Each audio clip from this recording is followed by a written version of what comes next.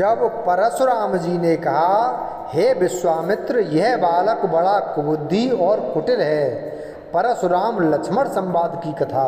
जब प्रभु श्री राम भगवान शिव का धनुष तोड़ देते हैं तो इसकी सूचना परशुराम जी को मिलती है और वे क्रोधित होते हुए जनक की सभा में आ धमकते हैं। वहाँ जब वे श्री राम को भला बुरा कहने लगते हैं तब लक्ष्मण जी से रहा नहीं जाता और फिर वे परशुराम जी का मजाक उड़ाते हुए उन्हें कटु वचनों में शिक्षा देने लगते हैं। इस संवाद में शील, क्रोध, संयम और वीरता का बखान होता है।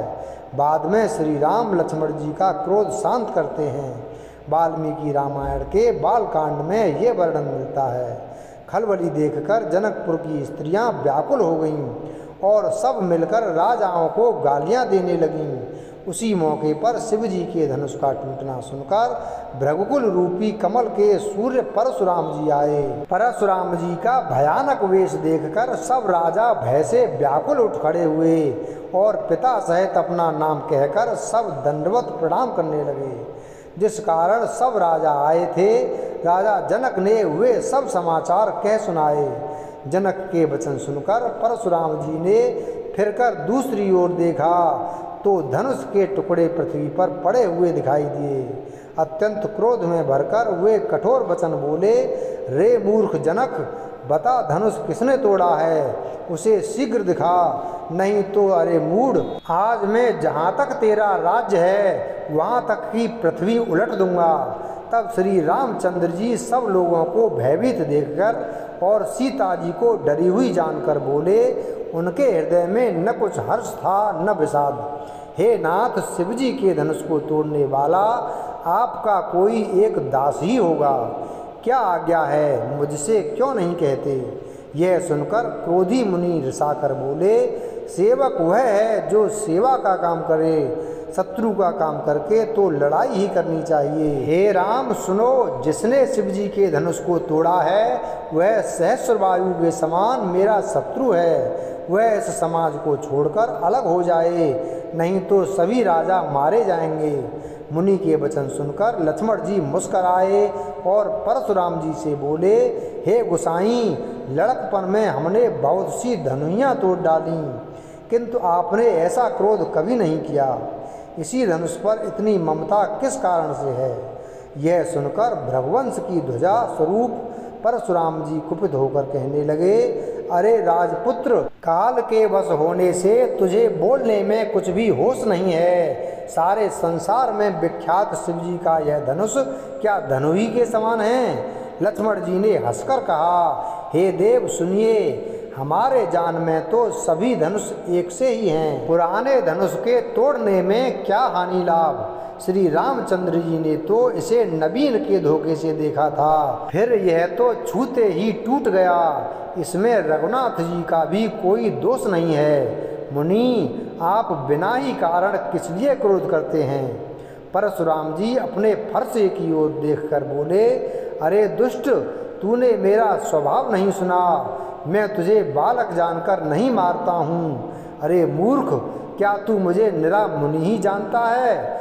मैं बाल ब्रह्मचारी और अत्यंत क्रोधी हूँ। क्षत्रिय कुल का शत्रु तो विश्व भर में विख्यात हूँ। लक्ष्मण जी हंसकर कोमल वाणी से बोले, अहो मुनीश्वर, तो अपने को बड़ा भारी योद्धा समझते हैं, बार बार मुझे कुल्हाड़ी दिखाते हैं, फूंक से पहाड़ उड़ाना चाहते हैं। यहाँ कोई कुमड़े की बतिया नहीं है जो तर्जनी उंगली को देखते ही मर जाती है।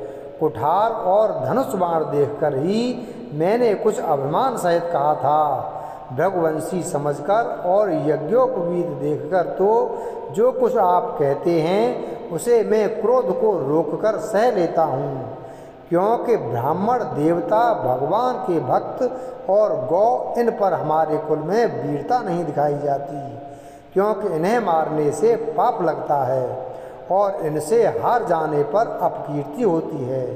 इसलिए आप मारें तो भी आपके पैर ही पड़ना चाहिए। आपका एक एक वचन ही करोड़ों वज्रों के समान है। धनुष, बाण और कुठार तो आप व्यर्थ ही धारण करते हैं। धनुष बाण और कुठार को देखकर मैंने कुछ अनुचित कहा हो तो उसे हे धीर महामुनि क्षमा कीजिएगा। यह सुनकर भृगुवंश मणि परशुराम जी क्रोध के साथ गंभीर वाणी बोले, हे विश्वामित्र सुनो, यह बालक बड़ा कुबुद्धि और कुटिल है।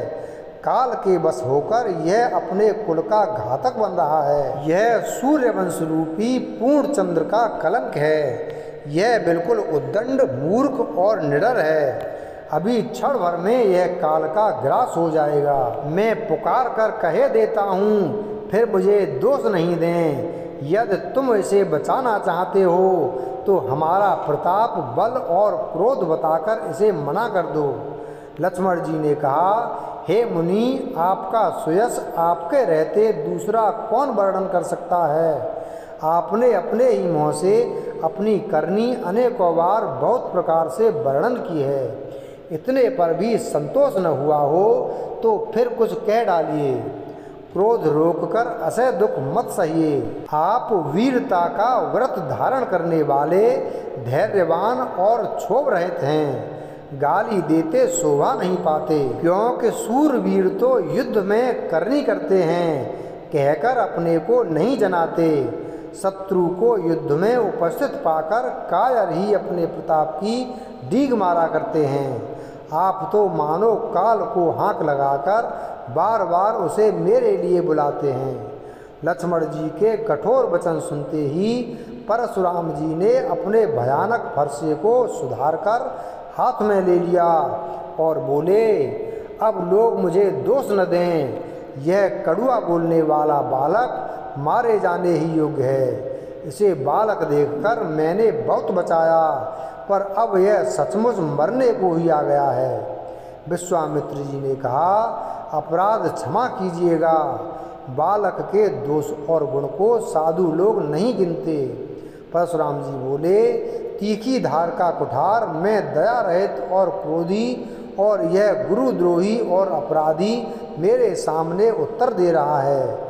इतने पर भी मैं इसे बिना मारे छोड़ रहा हूँ। सो हे विश्वामित्र, केवल तुम्हारे शील प्रेम से, नहीं तो इसे इस कठोर कुठार से काटकर थोड़े ही परिश्रम से गुरु से उऋण हो जाता। यह सुनकर लक्ष्मण ने कहा, हे मुनि, आपके शील को कौन नहीं जानता, वह संसार भर में प्रसिद्ध है। आप माता पिता से तो अच्छी तरह उऋण हो ही गए, अब गुरु का ऋण रहा, जिसका अभी बड़ा सोच लगा है, मानो हमारे ही मत्थे काढ़ा था। बहुत दिन बीत गए, इससे ब्याज भी बहुत बढ़ गया होगा। अब किसी हिसाब करने वाले को बुला लाइए, तो मैं तुरंत थैली खोल कर दे दूँ। लक्ष्मण जी के कड़ुए वचन सुनकर परशुराम जी ने कुठार संभाला। सारी सभा हाय हाय करके पुकार उठी। लक्ष्मण जी ने कहा, हे भृगु श्रेष्ठ, आप मुझे फरसा दिखा रहे हैं, पर हे राजाओं के शत्रु, मैं ब्राह्मण समझकर बचा रहा हूँ। अन्यथा आपको कभी रणधीर बलवान वीर नहीं मिले हैं। हे ब्राह्मण देवता, आप घर ही में बड़े हैं। लक्ष्मण जी के उत्तर से, जो आहुति के समान थे, परशुराम जी के क्रोध रूपी अग्नि को बढ़ते देखकर रघुकुल के सूर्य श्री रामचंद्र जी जल के समान शांत करने वाले वचन बोले, हे नाथ, बालक पर कृपा कीजिए। इस सीधे और दुधमुहे बच्चे पर क्रोध न कीजिए। यदि यह प्रभु आपका कुछ भी प्रभाव जानता तो क्या यह बेसमझ आपकी बराबरी करता। श्री रामचंद्र जी के वचन सुनकर वे कुछ ठंडे पड़े। इतने में लक्ष्मण जी कुछ कहकर फिर मुस्करा दिए। उनको हंसते देखकर परशुराम जी के नख से सिख तक क्रोध छा गया। उन्होंने कहा, हे राम, तेरा भाई बड़ा पापी है। यह शरीर से गोरा पर हृदय का बड़ा काला है। यह विषमुख है, दुधमुहा नहीं, स्वभाव ही टेढ़ा है। तेरा अनुसरण नहीं करता, तेरे जैसा शीलवान नहीं है। यह नीच मुझे काल के समान नहीं देखता। लक्ष्मण जी ने हंसकर कहा, हे मुनि सुनिए, क्रोध पाप का मूल है, जिसके बस में होकर मनुष्य अनुचित कर्म कर बैठते हैं और विश्व भर के प्रतिकूल चलते हैं। हे मुनिराज, मैं आपका दास हूँ, अब क्रोध त्याग कर दया कीजिए। टूटा हुआ धनुष क्रोध करने से जुड़ नहीं जाएगा। खड़े खड़े पैर दुखने लगे होंगे, बैठ जाइए। यदि धनुष अत्यंत ही प्रिय हो तो कोई उपाय किया जाए और किसी बड़े गुणी कारीगर को बुलाकर जुड़वा दिया जाए। लक्ष्मण जी के बोलने से जनक जी डर जाते हैं और कहते हैं, बस चुप रहिए, अनुचित बोलना अच्छा नहीं। तब श्री रामचंद्र जी पर एहसान जनाकर परशुराम जी बोले, तेरा छोटा भाई समझकर मैं इसे बचा रहा हूँ। यह मन का मैला और शरीर का कैसा सुंदर है, जैसे विष के रस से भरा हुआ सोने का घड़ा। यह सुनकर लक्ष्मण जी फिर हंसे। तब श्री रामचंद्र जी ने तिरछी नज़र से उनकी ओर देखा, जिससे लक्ष्मण जी सकुचाकर विपरीत बोलना छोड़कर गुरुजी विश्वामित्र के पास चले गए। बाद में श्री रामचंद्र जी और परशुराम जी में बहुत बहस होती है और अंत में श्री राम उनके क्रोध को शांत करते हैं।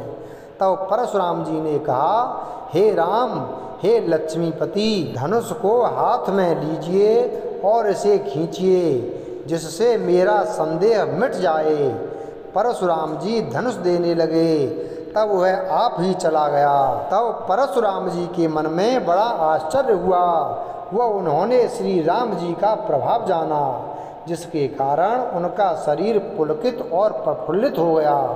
वे हाथ जोड़कर वचन बोले, प्रेम उनके हृदय में समाता न था। तब परशुराम प्रभु श्री राम के गुणगान करने लगे। वीडियो अगर पसंद आया हो तो वीडियो को लाइक करें, चैनल को सब्सक्राइब करें और बेल आइकन प्रेस करें। धन्यवाद।